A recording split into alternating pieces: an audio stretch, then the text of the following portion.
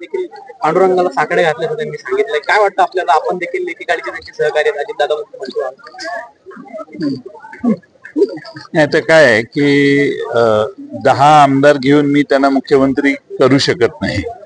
त्यामुळे ते त्यांच्या बळावर मुख्यमंत्री झाले तर या सध्याच्या सरकारमध्ये काही होऊ शकतं ना. नितीन गडकरी यांच्या एका वाक्याची चर्चा होती. माझ्या इच्छेला कोण विचारतो? तुम्ही 10 आमदार म्हटले. तेच ना, मी सांगितलं ना तुम्हाला. नाही, 10 आमदार असणारे पक्ष जाधव आणि ते असंही देखील म्हणतायत की ठाकरेंच्या शिवसेनेत मला हवं त्या पद्धतीने परिस्थिती देत नाहीये, मला डावललं नाही. भास्कर जाधव हे लढवय्ये कार्यकर्ते आहेत, नेते आहेत.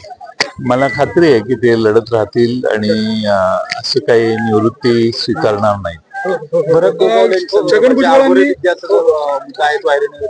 मंत्रिपदासाठी, पालकमंत्री पदासाठी कुठेतरी आगोरी विद्या केली जाते. महायुतीत काहीतरी कलगीतुरा पाहायला मिळतं. राज्यात मुख्यमंत्री पदासाठी जर आगोरीचा वापर होत असेल तर एखाद्या मंत्र्याने काय केलं त्यावर तुम्ही एवढं गांभीर्यानं बघण्याची काय गरज आहे?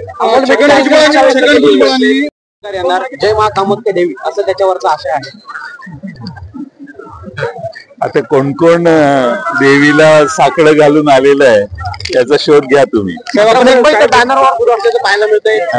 मुंबईत बॅनरवर सुरू असल्याचं पाहायला मिळतंय. मातोश्री परिसरामध्ये नितेश राणे यांच्या वाढदिवसानिमित्त जे बॅनर लावलंय त्यात वस्ताद आणि हिंदू गब्बर असा उल्लेख करण्यात आलाय. वस्ताद आणि हिंदू गब्बर.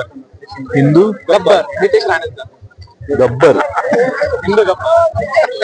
हिंदू गब्बर म्हणजे असा उल्लेख करण्यात आला. शोले मधल्या गब्बरला काही चांगल्या दृष्टीने लोक बघत नव्हते. त्यामुळे हिंदू गब्बर म्हणजे काय हे मला कळलं की मग त्याच्यावर बोलेन. पण त्यांचा वाढदिवस आहे, त्यांना शुभेच्छा. साहेब, प्रदेश अध्यक्ष पदासंदर्भात आपण एक